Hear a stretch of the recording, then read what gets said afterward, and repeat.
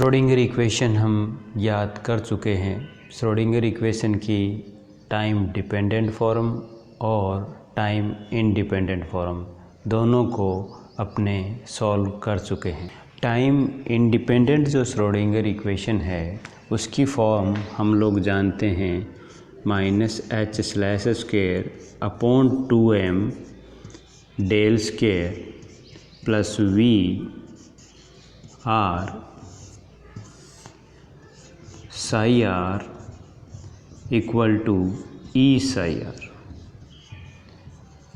यह एक time independent Schrodinger equation की फॉर्म है।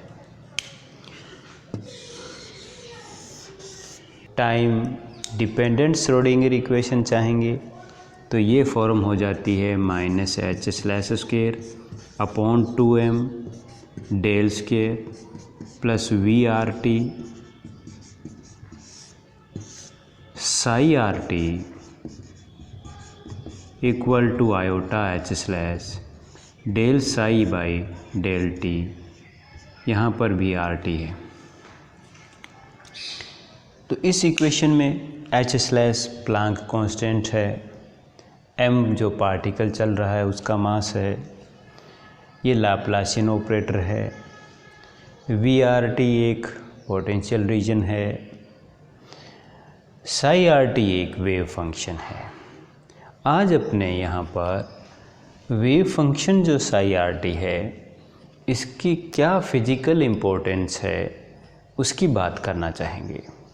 जो Sai R T wave function है वो हमें क्या चीज़ बताता है, उसकी क्या इम्पोर्टेंस है, हम इसके बारे में आज बात कर रहे हैं। साई आर टी जो वेव फंक्शन है वो जब कोई पार्टिकल डायनेमिक मोशन में है, गतिशील अवस्था में है, तो किसी समय टी पर उसकी जो पोजीशन है एक्स वाई जेड या हम आर वेक्टर कह दें, उस पोजीशन पे उसके पाए जाने की क्या संभावना है उस बात को रिप्रेजेंट करता है। यदि वहाँ पर पार्टिकल डेफिनेटली नहीं होगा तो साई आर टी की वैल्यू 0 होगी, और यदि वहाँ पर पार्टिकल पाए जाने की प्रोबेबिलिटी बढ़ रही है तो साई आर टी का मान भी ज़्यादा होगा, बढ़ रहेगा। दो अलग अलग यदि हम पॉइंट लें, उन दो जगह पर यदि साई आर टी की वैल्यू डिफरेंट है, पहली पोजीशन पे साई आर टी की वैल्यू कम है, दूसरी पोजीशन पे साई आर टी की वैल्यू ज़्यादा है, तो पहली पोजीशन पे पाए जाने की प्रोबेबिलिटी कम होगी, दूसरी जो पोजीशन है उस पे पार्टिकल के पाए जाने की प्रोबेबिलिटी ज़्यादा होगी।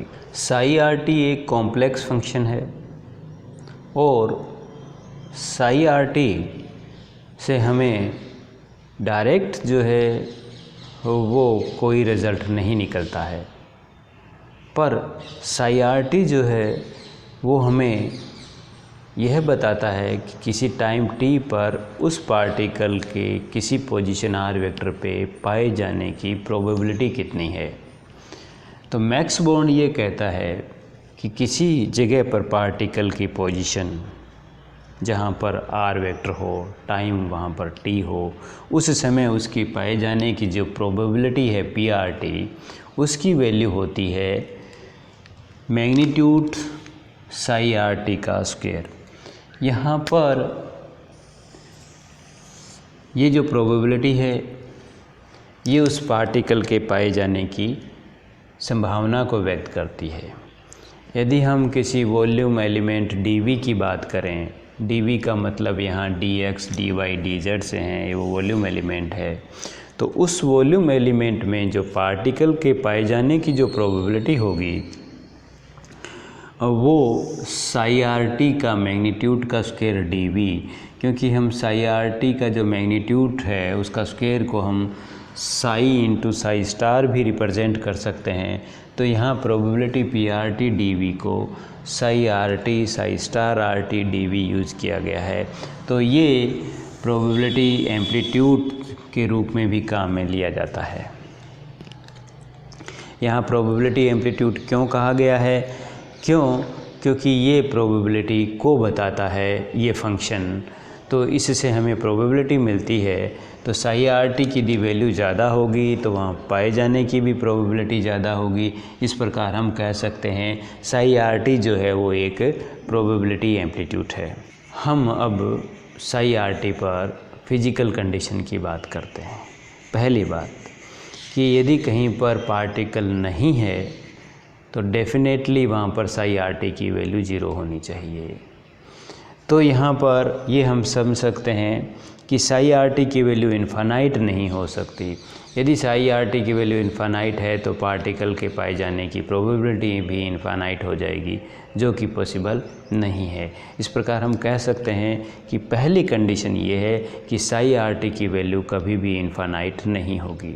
दूसरी कंडीशन की हम जब बात कर रहे हैं तो उस कंडीशन के अनुसार किसी जगह पर पार्टिकल के पाए जाने की प्रोबेबिलिटी सिंगल होती है, किसी जगह पर पाए जाने की प्रोबेबिलिटी डबल ट्रिपल नहीं हो सकती। सभी के लिए एक ही प्रोबेबिलिटी रिप्रेजेंट करेगा। कोई किसी भी मेथड से आप सोल्व करें, पार्टिकल यदि किसी पोजीशन पे है तो उसकी वहाँ पर जो पाए जाने की प्रोबेबिलिटी होगी वो हमेशा ही सिंगल होगी।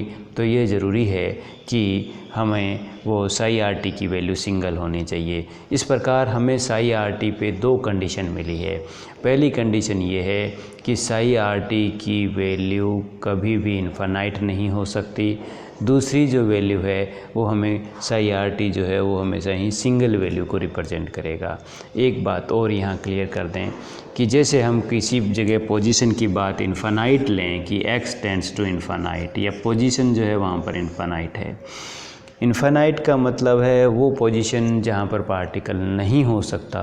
तो जहाँ पार्टिकल नहीं हो सकता तो डेफिनेटली वहाँ पर साई की वैल्यू जो है वो 0 होगी। ये बहुत ही ज़रूरी जो है वो साई आर टी की एक कंडीशन है। हमारे पास साई आर टी की जो अब एक मेन कंडीशन की बात करें या एक मेन प्रॉपर्टी की बात करें कि जब भी कहीं पर भी यदि उसकी पोजीशन की बात हम इन्फानाइट करेंगे तो वहाँ पर पार्टिकल जो है वो नहीं हो सकता है, क्योंकि यदि पोजीशन इन्फानाइट है तो हमारे लिए वो पार्टिकल जो है वो नहीं के बराबर है, हम उसकी स्टडी नहीं कर सकते। तो पार्टिकल जब वो इन्फानाइट पे है तो हमारे लिए वहाँ पार्टिकल नहीं है। इसका मतलब साई की वैल्यू 0 होगी। जब साई 0 है तो प्रोबेबिलिटी भी 0 होगी। इसका मतलब वहाँ पर पार्टिकल के पाए जाने की प्रोबेबिलिटी भी 0 है, जिस पार्टिकल की हम स्टडी कर रहे हैं।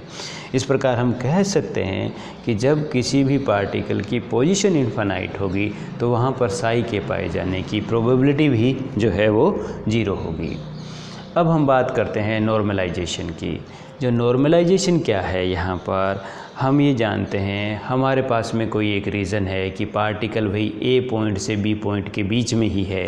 तो ज़रूरी है कि जब कोई ए और बी पॉइंट के बीच में यदि पार्टिकल है तो यदि हम कंप्लीट ए और बी के बीच में प्रोबेबिलिटी निकालें तो उसकी वैल्यू 1 आनी चाहिए, सिंगल होनी चाहिए। क्यों? प्रोबेबिलिटी 1 का मतलब पार्टिकल वहाँ डेफिनेटली है इस रीजन के अंदर।